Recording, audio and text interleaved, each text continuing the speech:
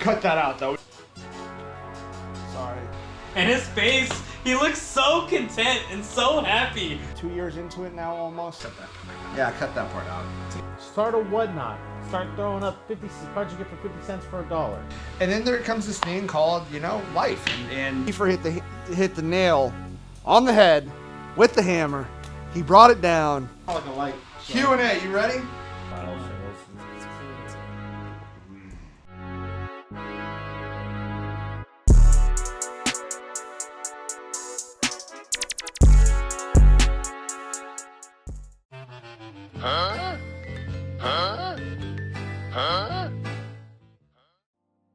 Alright guys, this is a series we've been wanting to start for a while, and we're finally, I think, getting a little bit of time to start. This is going to be our Q&A segment. We're hoping to kind of like make this more regular thing, and then I think eventually we want to kind of spread it out, right, where we go ask more people. Like maybe we'll travel to a hobby shop, ask them some questions there, or we'll do a show and meet up with some people that we've never talked to. Really want this segment to be questions that you guys can ask us. It doesn't have to be hobby related. We want you guys to get to know us more. We understand we're at 34,000 subscribers on YouTube, guys. All of you guys are all over the world. So I want you guys to get to know us more. We're going to tell you guys from what we know, what we do, and how we experience the hobby. All right, first question. What made you want to open your own shop?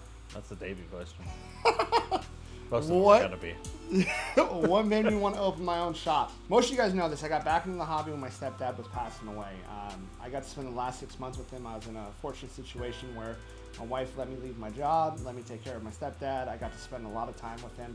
One of the things we did in those last 6 months was go through his collection. So that kind of spiraled into a bunch of different things. So unfortunately, right, he passed. We knew that was coming. My mom called me, I would think, 8 months after he passed. Hey honey, I'm throwing away the rest of his stuff. Like, you know, like not all of his stuff, right? But for her, cards didn't mean anything. There was no true value there for her. No sentimental value, something that he collected. So I said, no, before you do it, like, let me grab them. That, at the time, filled up our entire guest room at our house. At one point, it was like filled from ceiling to floor. I just had suitcases, boxes, you name it. It was everywhere. That got me really into the hobby. Well, actually, no. Sorry. COVID happened. I started buying a lot. 2021 happens. I'm not buying as much. I'm still buying here and there. Find out I'm having my first kid in 2022, and I go crazy. I buy into every break. I buy in like retail. I'm buying all of it. And now all of a sudden I accumulated this mass of cards before my son comes. Well, then I go on paternity leave and I realize, man, what do I do with all this? And lo and behold, I started selling on Whatnot, and that took off from there. Well, after Whatnot took off, I was getting ready to return to work. My company that I worked for at the time, which I loved dearly, it was a great company. I had a good job as a project manager. I asked for something special for me, like a raise, and was denied. At that time, my wife said, hey, you know, what do you want to do? Because realistically, we live in California. It's very expensive for childcare. We went to the switch of, let's do Whatnot full time. 3 months after that, I looked at her and I said, I want to open a store. And she said, no way. We have a newborn. We can't afford to do that. You're crazy. Well, I didn't convince her. She convinced me, actually, because then I went on the hype of no. And she said, do you think it's really viable? And I said, yes, not knowing if this was ever going to work. And she goes, if you think it's really worth it, go for it. Lo and behold, DVY opened up, right? That was 2023 already. Mm-hmm. January 2023. I signed our lease agreement technically in December. I had to do construction here for almost 2 full months, and we opened first weekend of February 2023. 2 years into it now almost. I cannot believe what this has become, where we're at, and what it can. I don't even think we've hit 30% of our ceiling. Kiefer, as you guys know, came on as my partner, I think, a little after 2.5 months, 3 months of opening. March. So I think it was always our plan. I mean, me and Kiefer talked about it for a long time behind the scenes. He had already been doing Whatnot on Pokemon, and I didn't want Kiefer to come on as a partner, and then all of this crash. Like you know, and then Kiefer's got to go figure out what he's going to do again for his living, and there was always a piece of me that knew that this could not work. Like there's always a chance that this could fail. I mean, I hate to say it, like even to this day, there's still a chance DVY fails, right? Like there's a chance that we don't make it, you know, past the next 2 years. Do I see that happening? No. I would not invest into the business and keep investing like I have if I really thought that was what was going to happen. So shout out my wife again. That was really, DVY exists because of her. That's the true story. This has all happened because of her. And you know, from there on, we're here. Hope that gives you an answer. I know it's long, but that's the truth. That was a lot of answer. That was. I mean, there was a lot behind it. Yeah, He it gave was. the backstory. The Yeah, I lore. mean, there's a lot behind DVY. It's not like it's just I was in the hobby for years and just decided, oh, I'm gonna put a shop. No, I mean, there went a lot into why we chose this location and everything, but we'll save that for another time. All right, next question. Why are you guys so cool? I want to be just like you. Bleep it. That is a Jonas question if I've ever heard it. I took Davey under my wing Oh, way back when. And ever since then, he's gotten so cool. I was already cool. Oh, that's your answer. I'm not cool. That's all I'm gonna say. Things you like to do outside of DVY. Yeah, what do you like to do outside of this place? I don't do anything outside of DVY these days. Honestly, I'll be you honest don't. with you. On my days off, I come in here or I post on eBay. Outside of DVY, Or respond to Instagram. or respond to Instagram. I Kiefer? like the game a little. I have to tell you guys this real quick on a side note to that. For Kiefer, he is not BSing at all when he says he does not have any other free time. We're so involved with everything that happens here, but Kiefer is here even on like Mondays and Tuesdays when we're closed because of all the other stuff that has to happen. Packaging, whatnot. Packaging, whatnot, eBay, TCG player, always online web store. Like that's been getting hit hard lately. Outside of that, I like the game a little. Top 3 games. Top 3 games. Oh shoot! Call of Duty. Love me some Fallout. And then golf with friends when I'm scraping Davey. Got that putt. You know what? I'm just gonna say this. All right, there was a time when I was good at video games, and I don't know what happened. The only game I think I am still top in is Warzone, and that's about it. Outside of that, I don't know what it is. I suck. Outside of DVY, Mondays for me. My oldest son just started preschool. We had this option to hold him out for one day. I chose Mondays because I knew we would always be closed on Mondays. So all Mondays, I am spending that time with my oldest. Sometimes I still my youngest too, and we go out and do stuff. But no matter what, on Mondays, I'm trying to spend the time with my oldest son. Again, I'm a big family person. I'm as much as I'm an extrovert, I think I'm an introvert too. I like being inside my house, calm.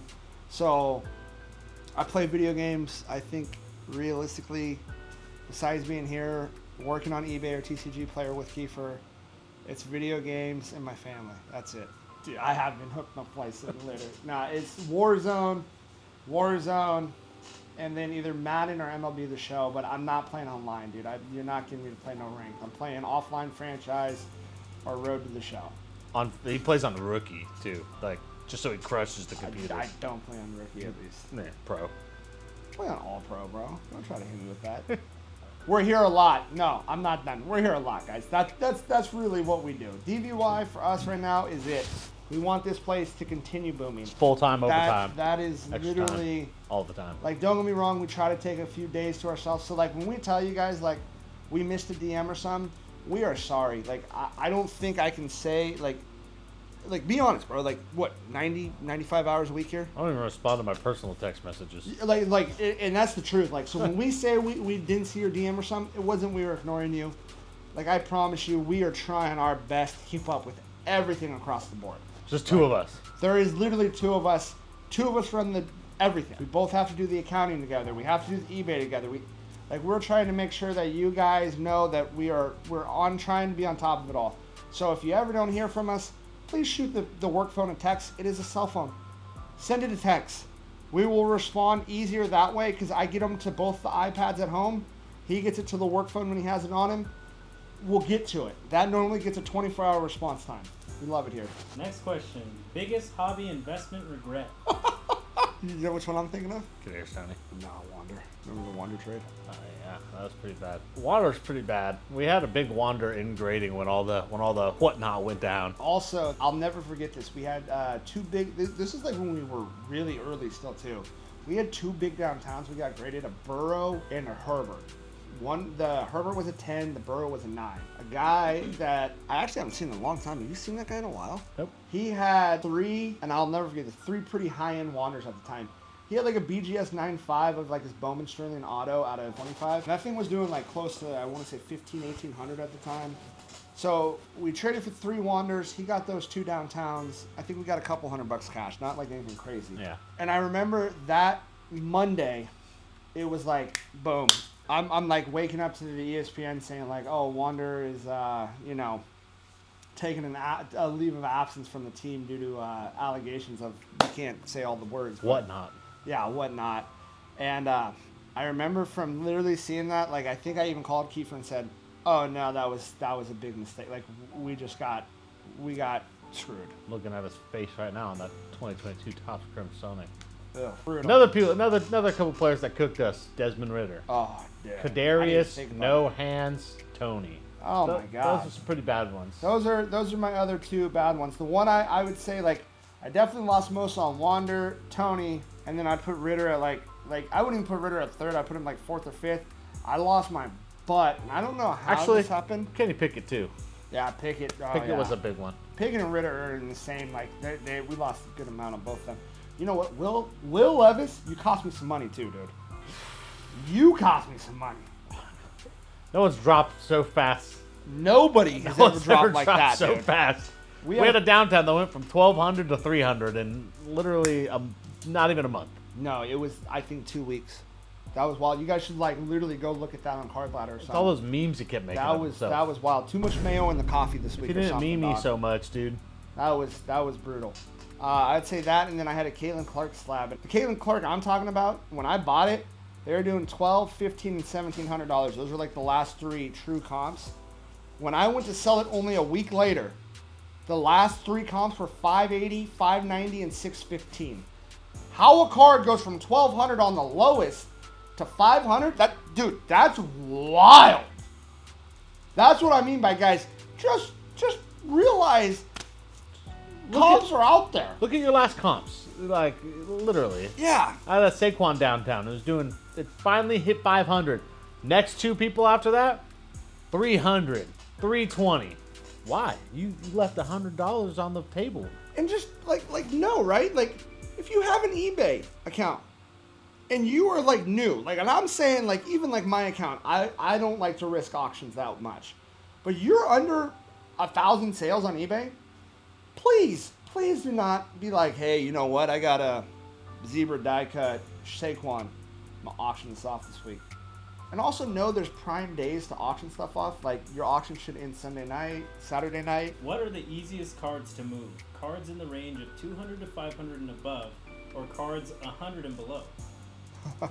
Tough question. It's a double-edged question. That's why. Well, it does really matter on like. I think it varies sport to sport and like sport to TCG. You know, I don't think it's. I think from what I see is like TCG. I mean, raw singles under 100 move fast. I mean, even at like the 150 mark, like raw singles right now in Pokemon, I think are just. Pokemon's liquid. Yeah, I mean through and through. For people who have a store, we definitely sell slabs in the $100 range more consistently, right? 100%. At shows, you tend to find more of those bigger buyers, flippers, repackers, yeah, who will pay for the $500 slabs. But you know, when you're just a neighborhood that has kids and kids want slabs, want to find something entry level, I think those entry level, those purple shock Bihan PSA 10s, those pink, you know, CJ Stroud PSA 10s, stuff like that is going to move a lot quicker. So it just varies place to place, sport to sport, you know. The hard part is with that question is you're asking about a price range, and realistically, it's what can you get in that price range is how I would have to say it. If you want to know the truth of what moves, buy case hits or golds. I mean, if you're starting out, right, go to a shop, hit up some dollar boxes, find some cards you can flip for $1. I mean, you buy from us, we give you a bulk deal on a stack of cards. Yeah. Buy dollar box cards. Find ones that, you know, you can grade that are 50, 60 bucks at 10s. Flip those. Start small. Start with penny cards, you know. Start a whatnot. Start throwing up 50 cards you get for 50 cents for $1. Start, you know, it's just starting small and getting going is really like, you'll eventually get to those $100, $500 cards, but you got to start with the small stuff and make your money there first. Football and basketball, they're just moving fast, quick. It's also whatever is in season. I mean, when the Olympics were on, Olympics was selling hard. Mm-hmm. You know, it's really what is going on. And that's the liquid stuff. For me right now, the things I want downtowns, RPAs, explosives, kabooms. Anything case hits liquid, you know. Anything case. Now, those are not cards you're going to be able to buy at low percentages. You're going to have to pay for them. But if you want to know what's liquid that other people want to buy. Another strategy is, and a lot of people know this in the hobby, is right now, baseball's out of season. Yeah. Buy baseball. If you like baseball, buy baseball now. Everyone's low. The cards are low. Out of season is the time to buy. If you're flipping, to flip in season when the season's going. Like, pick up baseball right now. Pick up players are down. Stack up Brandon Ayuk's. Stack up on Purdy's low right now. If you do the research, it'll pay off, But buy out of season, You don't want to be buying Jokics and LeBrons right now. And buy Anthony Edwards during the playoffs. Come on. Yeah, exactly. So, buy guys when the season's over, because everyone knows those cards go down. Here's my truth. Just buy Pokemon, guys. Like True. Pokemon never goes down. Pikachu doesn't get a DUI. Pokemon don't get hurt. Like, that's the truth. That being said, for all you guys that asked that question, Pokemon is also, though, has the most amount of people I've ever seen set up as vendors at card shows. So there is competition out there. That's all I got to say. How do you feel about the current direction of the hobby? That's a good question. That is, man, that's a tough one, because for us, right, we're in each hobby. We're in the TCG side and the sports side. I don't know what the direction is. Like you're just being truthful with you guys. Like, from what I see behind the scenes, like, I don't know what's going on both sides. Like, as most of you guys know, there's stuff going on with sports between the two manufacturers that make sports products. I'm waiting to figure out who's taking over what and when are we going to see the takeover happen. With that being said, it seems like releases keep getting odd timings. We're seeing stuff a little bit maybe later than normal of what I'm used to seeing for, I'd say like football and basketball. Yeah. It's just a weird time for sports overall with the hobby. I think, especially with all the breaking and online, the whatnots and stuff like that. Where I think it's going in the right direction is still, like, I mean, as a store, we see new people come in every week who are saying, I just got into the cards. I just started ripping like a few weeks ago. I'm hooked.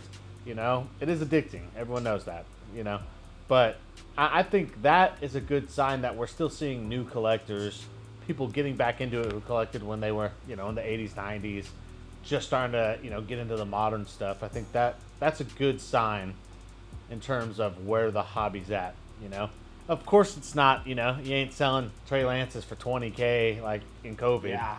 Like, it's still... It's settling. Jordans aren't doing a million. We're still settling. Like they were. Yeah. Stuff's kind of evened out now. Everything's kind of mostly on the same playing field. I don't want to say everybody, but a lot of people that have been in the hobby come in and they feel like that the hobby's doing a downfall. And I just don't agree with it. I don't think it's doing a downfall at all. I think we're seeing it kind of go back to a leveled out. And I don't even want to say leveled out, because if you go back 6-7 years ago, hobby boxes were, what, a quarter of the cost than they are now? For sure. Like, so you can't really say that we're going on a down spiral. Yes, guys, people are not paying $500 for a base PSA 10 Mac Jones. It doesn't exist anymore, which is a good thing. We should not have had that happen. That was a wild time when you saw people have excess money and they were spending on stuff. The thing I think that has blown my mind the most of having the shop of the hobby is where TCG and Pokemon, not just Pokemon, where TCG is going. Bo Jackson drops a product and that thing sells out first day almost here.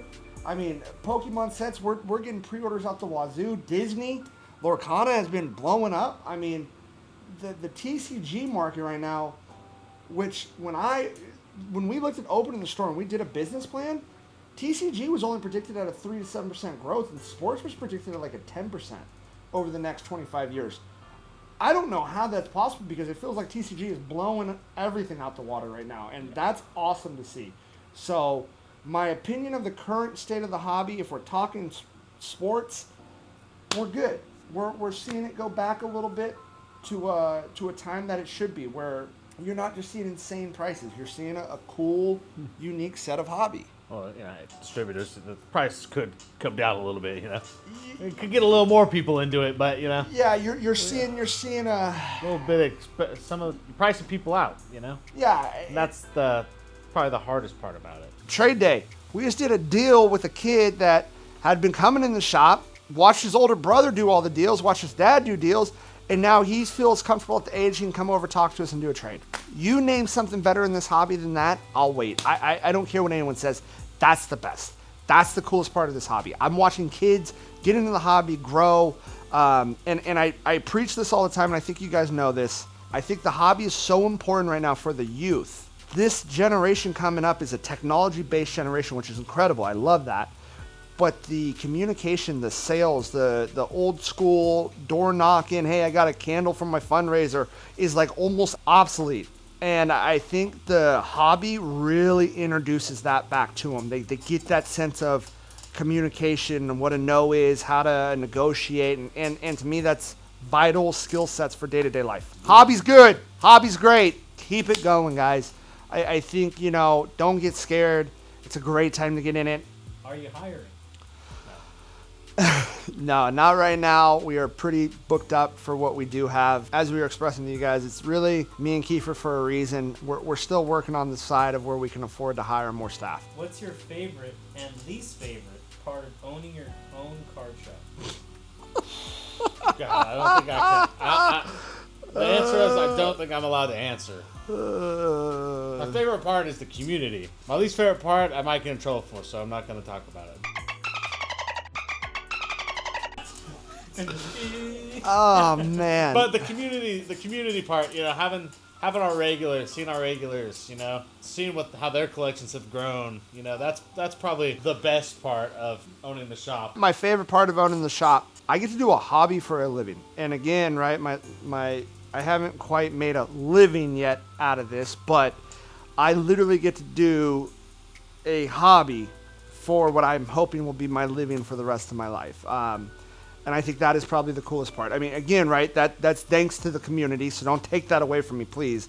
Don't crush me for saying that. But there's very few people that can ever say they got to do what they loved and did it every day for however long they got to do it. So for me, I'm getting to do that. I'm getting to do it with my best friends. I'm getting to do it, with hopefully my kids one day being in the shop and running this. I'm getting to do it at a crucial part of my life, right? I'm in my 30s now. It's honestly amazing. So I would say that's probably my favorite part of it. My least favorite, I hope nobody takes offense to it. My least part is telling you guys no and you guys not accepting my no's. When I say no to something, it's not because I'm trying to just be a jerk. I'm saying no because there's stuff behind the scenes that I can't tell you guys. Or it doesn't happen that often, and normally it's not our regulars and not our DVY fam. It's our maybe one-time stopper-ins or traveling through. And, and again, the no's are all different things. It's from trading to buying to you wanting, $100 off a $110 box, trust me, if you think I'm joking, people have asked us for that kind of discounts. That's a real thing. I don't mean to say that, but that is by far my least favorite part of this hobby is that I can't say yes to everybody. I can't. And when you guys don't take my no and you guys want to keep going and ask me 4 more times, are you sure? Oh, really? You can't look at this? Oh, but I know you've looked at it before.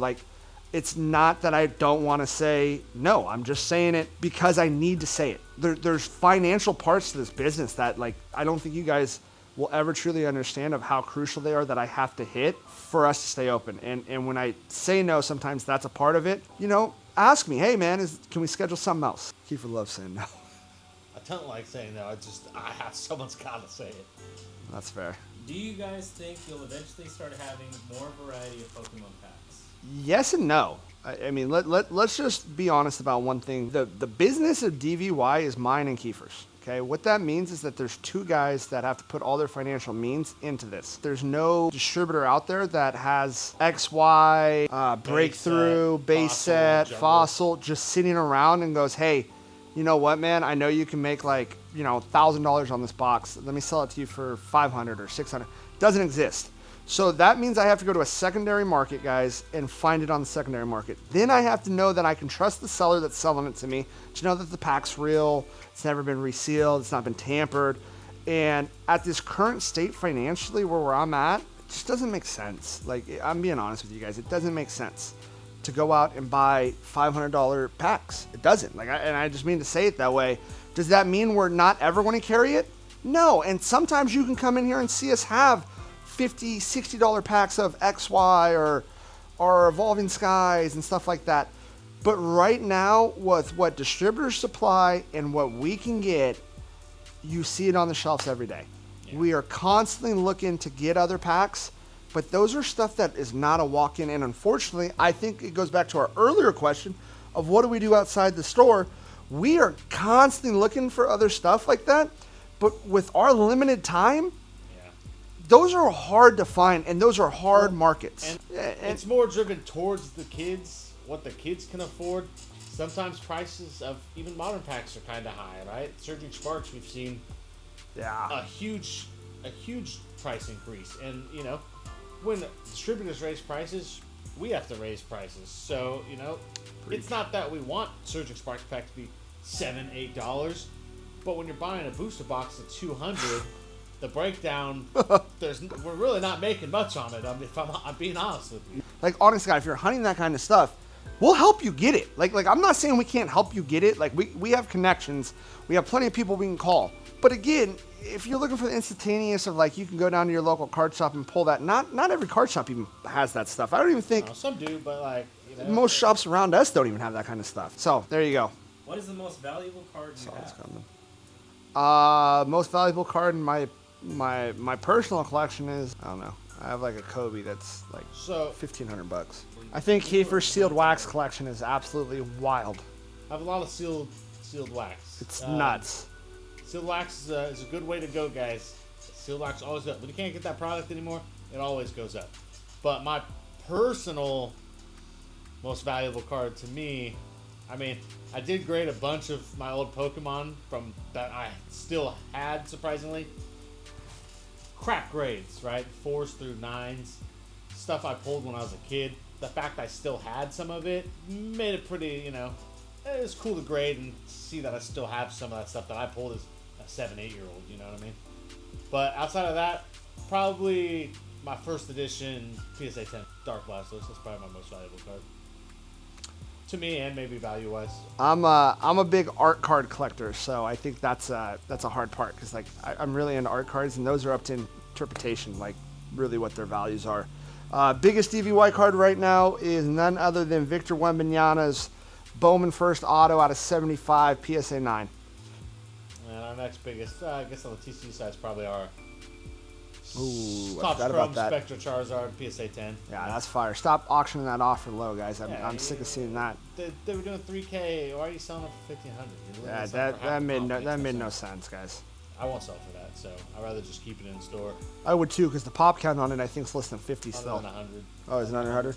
It's under 100. All right, last question. How long have you been in the sports card business, and what has been the hardest part? Oh, Jesus Christ. The hardest part is the thing I can't not being able to talk about, in my opinion. No, you you can say what the hardest part is, because that is the truth. I mean, that's why we really got a shop. All right, the one I can't answer. The hardest part is fighting everyone on eBay who sells for low comps. Like, and I'm not saying that just because we want to make a fortune. I'm saying that because people just don't do their research. They just throw out, oh, I'll take that offer, you know, oh, $5, okay, that card was doing 200. That is my least favorite part. Oh, as an example to what he said, anybody go on Alt right now and look up that. I'll let you guys even look that up. Look up that number on Alt, okay?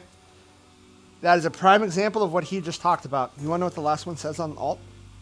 What, $40? $48. Yeah, that's shocked. That's shocked. This card, every other one on there will say at least 600 and above, if not 1,500. I've collected football at least through high school, 2008, 2015. Damn. Yeah. That was just football cards though. Like I would just buy packs whenever I saw them. You know, the hobby wasn't popping at that time. I did go back and find some, you know, not the Patrick Mahomes rookie, but I did find 2 Patrick Mahomes rookies in my old binder. Some Josh Allen rookies from 2017, 2018 that I didn't even know I pulled, you know, because I just put them in a binder, wasn't thinking anything of it, just because I just buy football cards. So I've been buying football cards particularly for 15 years at least, you know, periodically. Definitely not like now, obviously, but I was always into them. I had a binder dedicated to each different football team in the NFL. So I had 32 binders at one point. Yeah. That tells you, tells you that. Kiefer is definitely... I like my stuff sorted.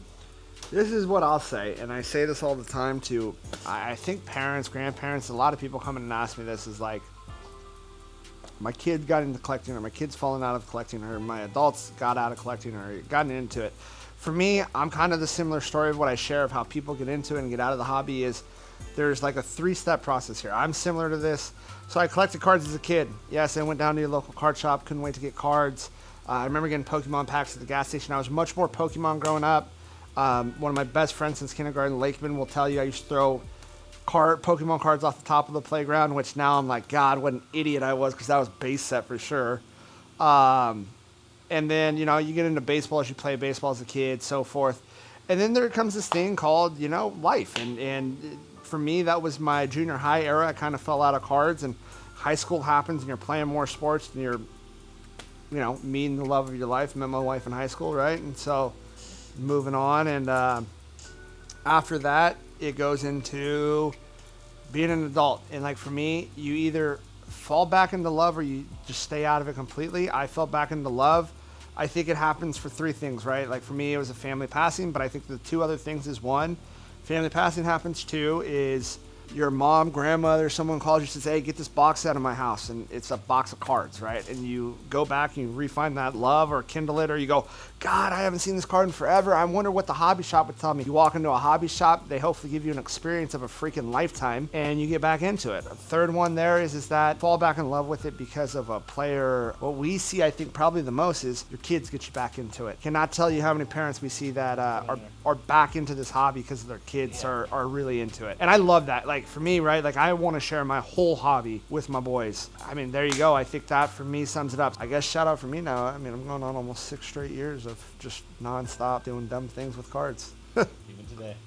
I hate you. Guys, leave us more questions and answers down below. Ask us all the things you want to know. We will give you the best answers we can. You can ask us anything. Like, honestly, I don't really care. It can be answer everything. personal. I mean, no, unfortunately, I can't answer everything. But I will give you my honest and truthful answers the best I can. You know what to do. Hit the bell icon. Give us a thumbs up, guys. And until next time, happy collecting, and I'll see you on the next one.